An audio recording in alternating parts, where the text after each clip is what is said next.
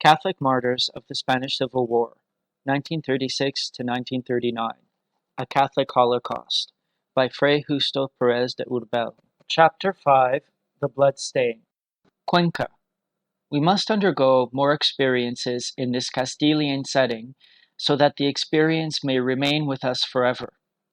The year 1936 continues its course like a turbulent river.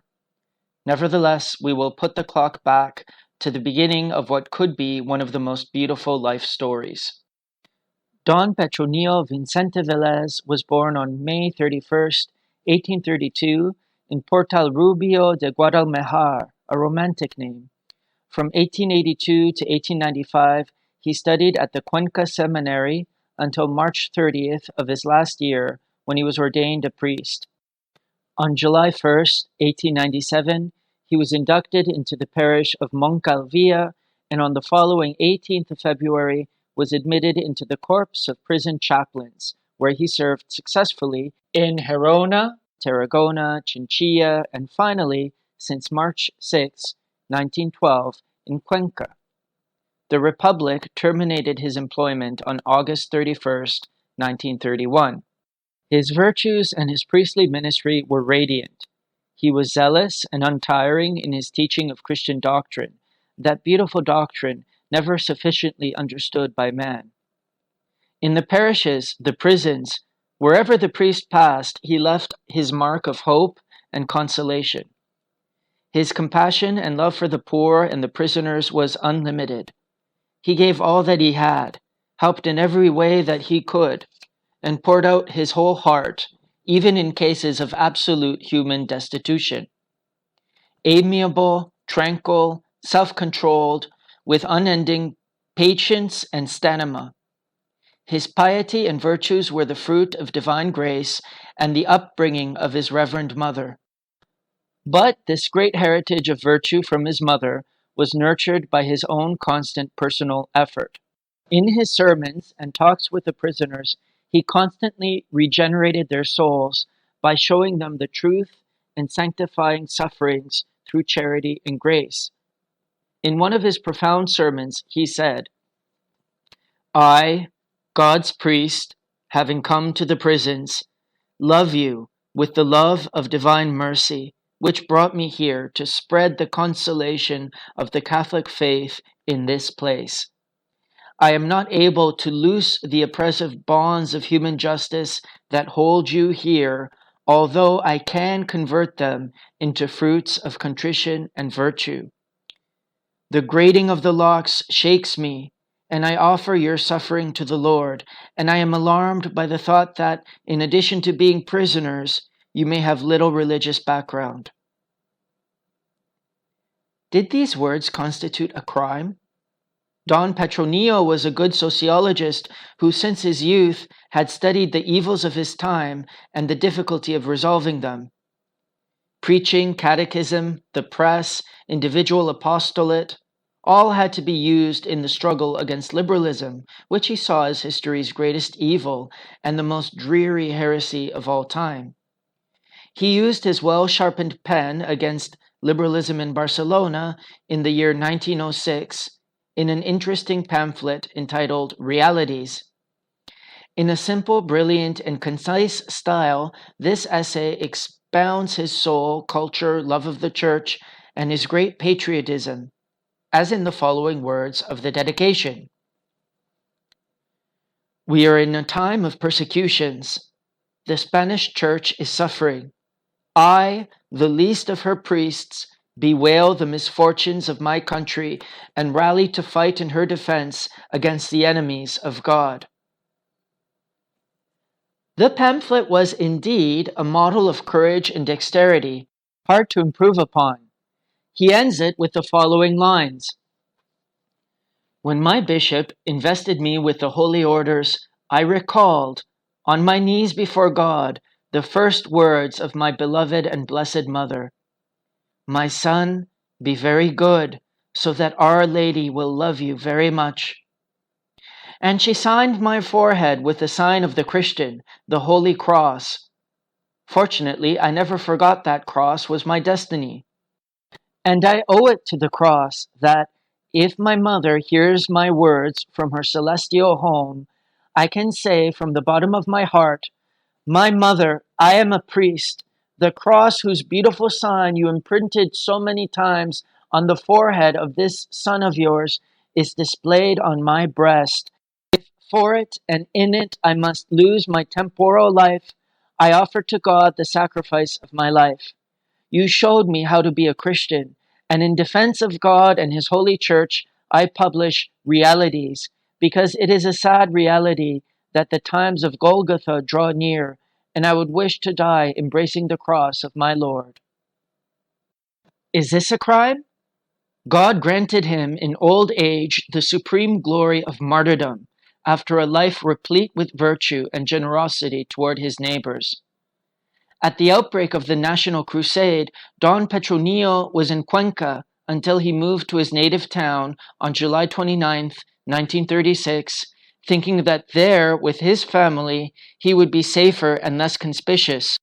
Before leaving Cuenca, he wrote on the flyleaf of a book, also entitled Realities, these words: "Finally, readers, I invite you in these terrible days to offer our lives to God for the salvation of our beloved country." Bad days followed. Every day, the prophetic words of that priest acquired great fulfillment in Spain. The compass turned wildly, blood-stained, and always pointing toward the brutal national assassination. Here and there shone pinpoints of hope, but soon the light was covered over with blood. Having taken refuge in Portal Rubio, his family concealed him in a place where he had only a prayer book and a crucifix. He passed the time, resigned and contented by the divine will, in prayer and union with God. There he learned that the Reds had attacked the local church, shooting at the great altar and burning all the altars and images. They went out into the street, dressed sacrilegiously in holy vestments. It is mid-morning. The vaults of the church collect and magnify into demonic cries the shrieks and abusive cries of the militia. They chop down the images. A statue of Christ is decapitated. A statue of Our Lady is defaced and then thrown onto a bonfire. The savages start for the sacristy. The sacred ornaments are thrown down and stamped on. Later, jokingly, they dress themselves in the sacred vestments. They collect crosses and candles, censers, standards, and organize a burlesque procession. They intone blasphemies and obscenities, and the great farce ends in the tavern in a noisy, unimaginable, and sacrilegious drunken orgy. How about this? Is this a crime? The pain that the description of such scenes causes a priest is indescribable. No adjective sufficiently expresses the intensity of his grief. Don Petronillo redoubled his prayers. There, in that humble retreat, he prayed for Spain and calmly prepared for martyrdom. We must compose ourselves and accept the death that God sends us. One day, feeling restless, he left his hiding place and went to visit one of his relatives. He had a vision. Yes, a vision. He described it thus: "On the wall in front of me, I saw a face like that of Christ the King, and underneath and all around, martyrs like those of Zaragoza. And in the forehead of one of them were 2 holes like 2 bullet holes. I said, could that be me?" Days passed. The priest prayed and his soul awaited the final testing. His soul burned with desire to serve Christ in whatever manner he may require, and his humanity and body had accepted the wishes of his soul. He was, then, a true servant of Christ. Still the days passed.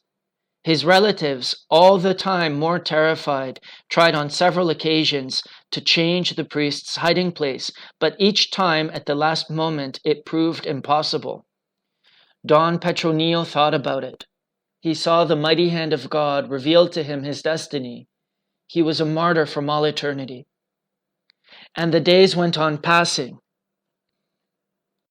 And the days went on passing. About 30 militia, armed with rifles, traveled from Huete to Tarancon with a great clatter to visit the house where he was hiding. They fired off several shots to terrorize the family and make sure nobody defended themselves. Indeed, so that nobody defended themselves. Let's see who was there to defend themselves. 3 women, 2 of them elderly, and 4 children, the oldest 14.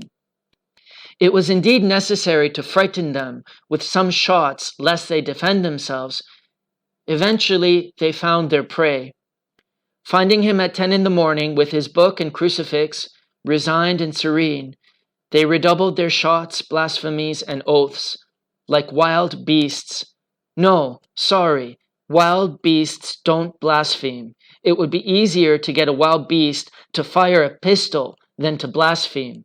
But the militia blasphemed. It was a great triumph. An unarmed old man, a triumph. Right there in the room that had been his refuge, they bound his hands and began to mistreat him in word and deed. The martyrdom was to last until his death. It continued for 12 hours. His hands were tied throughout these dreadful 12 hours. All kinds of blows and insults rained down on his face. His body groaned and swelled. By 5 o'clock he was completely disfigured. He was thirsty. The priest of Christ was thirsty. "I am thirsty," he said. "We'll give you gasoline." And they did.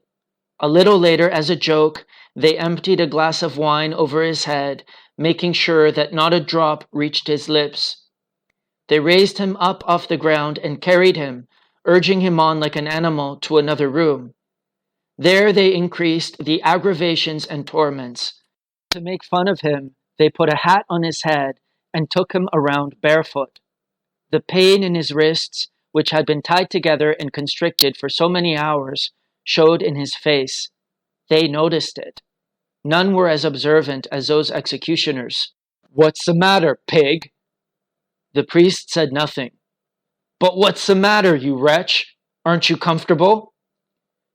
"Untie my wrists. For God's sake, I beg of you." Then a militia drove some pins into his fingers between the nails and the flesh. Eventually, they decided to kill him. They dragged their victim into the country. Don Petronillo was barefoot. The militia went in front, barking like a dog, and from time to time, one turned back and threw himself on the old martyred priest. It was already nighttime. The weather was pleasant. The fields spread to left and right.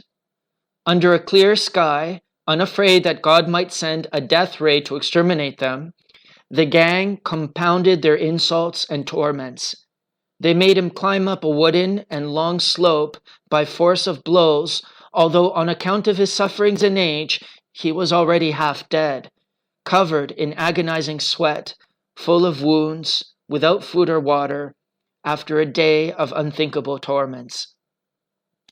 On the way, on the Via Dolorosa to Calvary, he told them he forgave them, which only infuriated them and caused him to attack him again.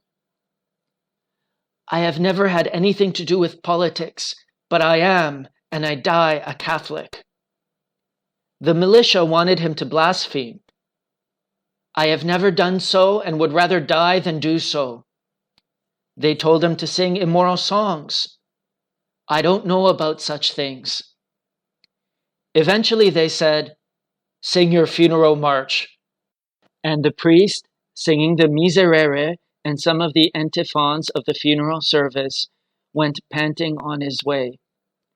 They arrived at the place chosen for his death. They told him to get down on his knees.